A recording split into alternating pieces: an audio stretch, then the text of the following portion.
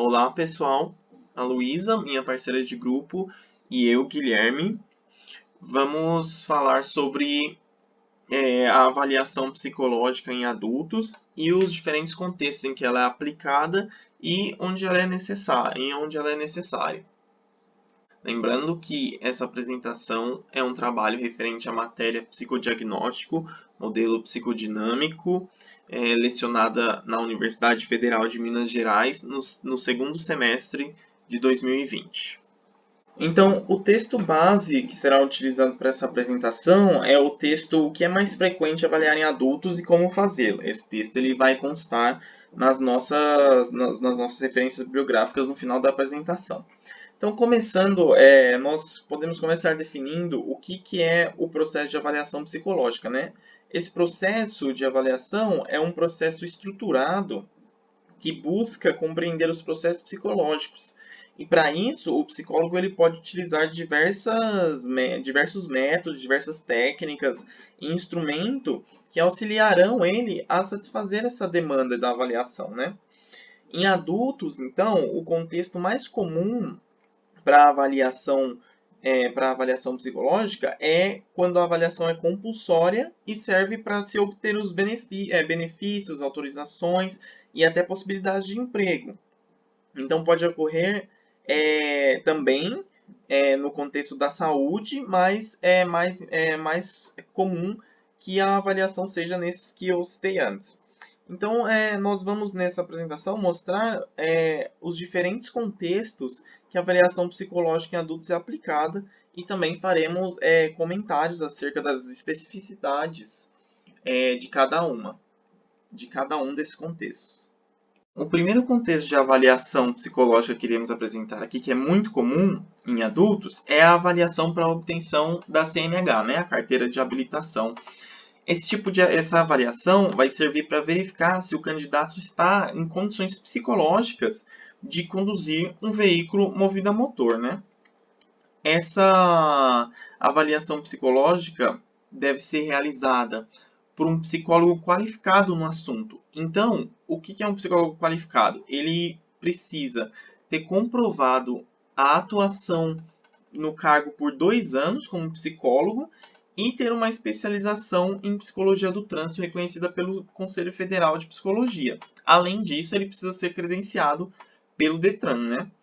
No geral, esses psicólogos no trânsito, eles vão avaliar no candidato a atenção concentrada, a atenção dividida, a atenção alternada, a capacidade do candidato perceber e interpretar estímulos, sua capacidade de reagir a esses estímulos de forma adequada e seus traços de personalidade, também como sua inteligência, fator G. Segundo o CFP, a avaliação no contexto do trânsito precisa avaliar esses aspectos cognitivos aqui, que geralmente são avaliados através de testagem psicológica, e também os traços de personalidade do avaliado, que geralmente existem alguns que são importantes de notar, como esses aqui descritos. E o CFP diz que o psicólogo, para avaliar esses traços de personalidade do candidato, ele deve se utilizar de entrevistas e também propor situações hipotéticas para esse candidato, tentar levantar o histórico dele com relações a acidentes de trânsito, suas opiniões de cidadania e suas opiniões sobre mobilidade urbana também. Agora nós vamos colocar um comentário de uma psicóloga convidada, a psicóloga Aline Silva, que trabalha com avaliação no contexto do trânsito, e ela vai nos dizer um pouquinho mais sobre o que os seus instrumentos de trabalho e o que ela busca observar nessa avaliação. Então, os testes que eu utilizo lá na clínica são o seguinte: é o palográfico de personalidade, né? Aí, de memória, o TPIC-M, atenção concentrada, né? Atenção concentrada, alternada e dividida, eu utilizo a bateria BPA. E aí, de raciocínio lógico, que é o da exigência, né, do Detran, aí eu uso o R1, G36, G38, né, de acordo com a escolaridade, ou então o beta raciocínio matricial. E aí, no caso dos retestes, eu aplico o TEALT, o TEACO, o TEAD, né? No caso de personalidade reteste, aí eu faço ou o Zulig ou o Pfister. E a psicóloga Aline Silva também vai nos falar de aspectos importantes que podem levar à reprovação do candidato. Bom, reprovação é o que a gente considera lá no Detran, a gente olha muito no teste de personalidade. É agressividade, né? Impulsividade, aparecendo no teste, às vezes alguns traços de psicopatologia, aí a gente retesta e vê na entrevista também, né? A gente pesquisa sobre isso. Atenção também é um fator muito determinante, né, nos testes, porque quando você está no trânsito você tem vários estímulos. Então, assim, basicamente é isso, sabe? E aí na entrevista também a gente vai sentindo o candidato, como que ele é, como que ele tá, né? Porque é um conjunto todo. Então, às vezes o candidato vai bem nos testes, mas a entrevista dele não tá tão boa, o contato visual não é bom, não tem, o pensamento dele tá confuso, a fala, sabe? Agora falando sobre a avaliação psicológica no contexto do manuseio de armas de fogo, né?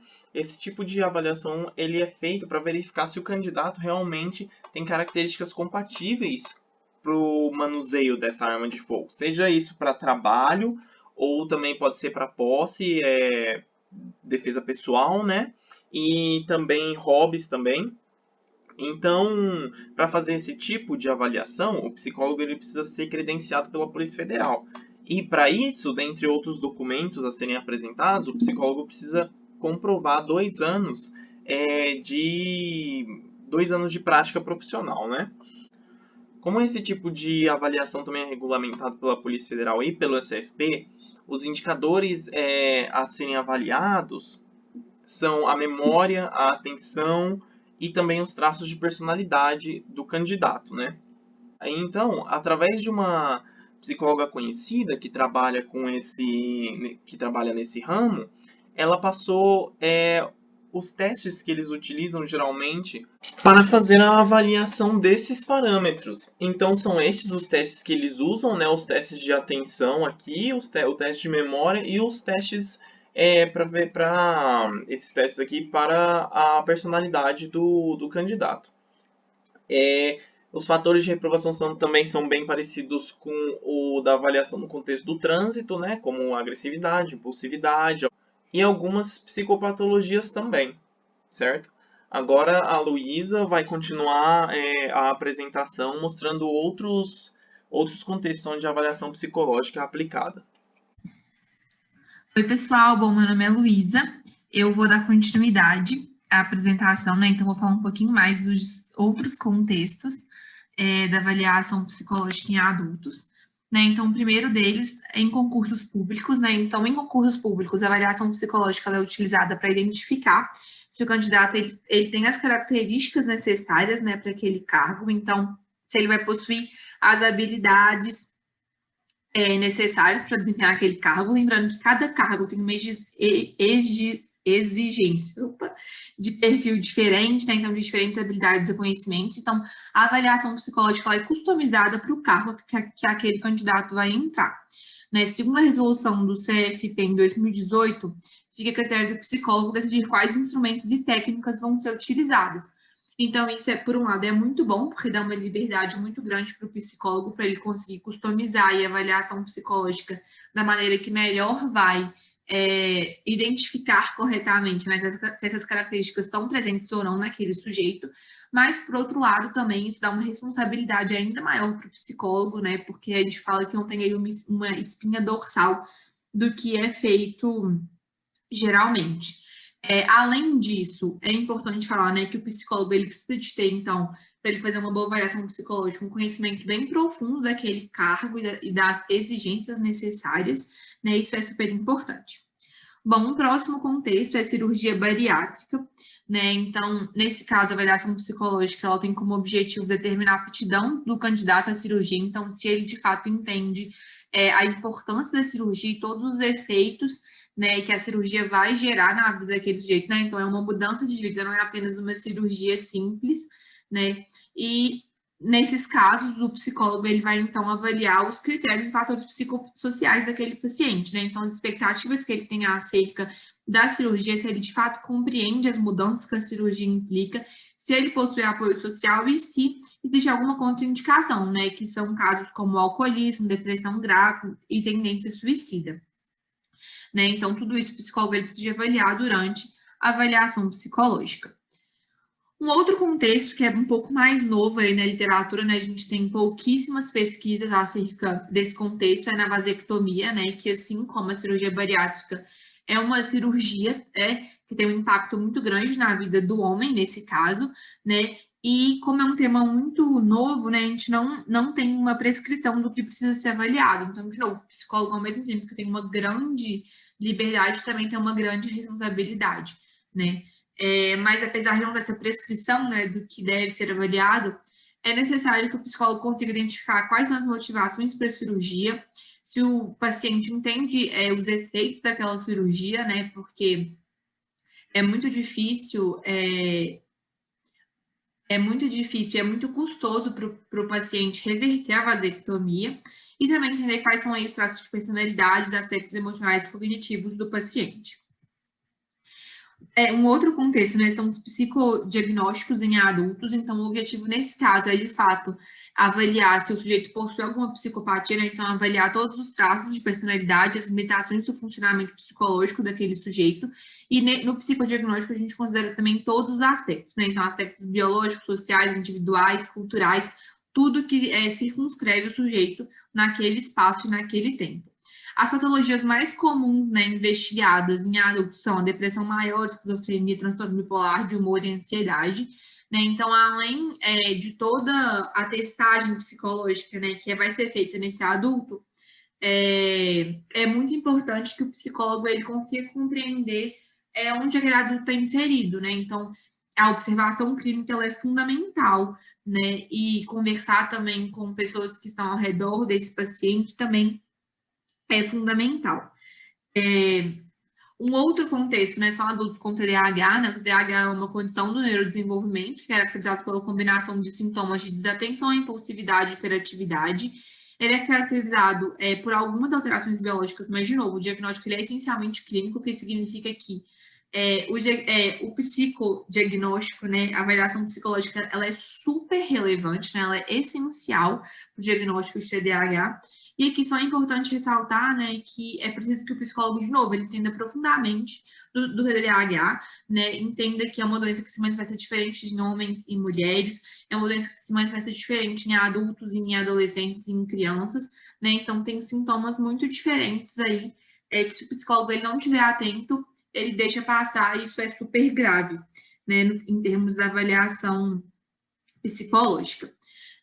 A gente também tem esse outro contexto, né, que são as lesões encefálicas adquiridas. Então, as leias, elas são qualquer tipo de lesão que não são resultantes de doenças do neurodesenvolvimento ou da má formação congênita.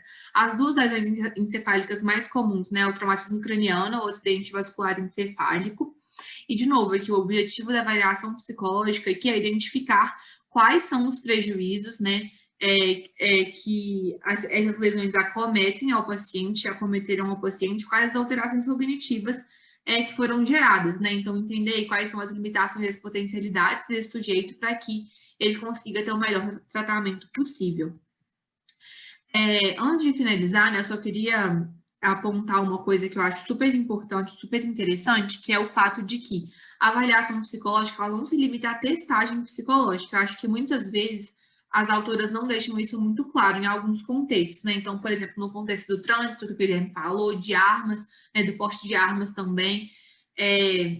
Então, assim, isso às vezes não fica muito claro, né? Que a avaliação psicológica é muito mais do que só a testagem psicológica, né? É um processo mesmo, onde a observação clínica é super importante, né? Ela é até às vezes mais essencial do que só aquele número que o teste deu. Então, assim, isso é super importante, eu acho que é muito necessário a gente sempre bater nessa tecla para não restar nenhuma dúvida para ninguém o que significa a avaliação psicológica e qual que é o nível de importância, de complexidade que ela tem. Bom, é isso, eu queria muito agradecer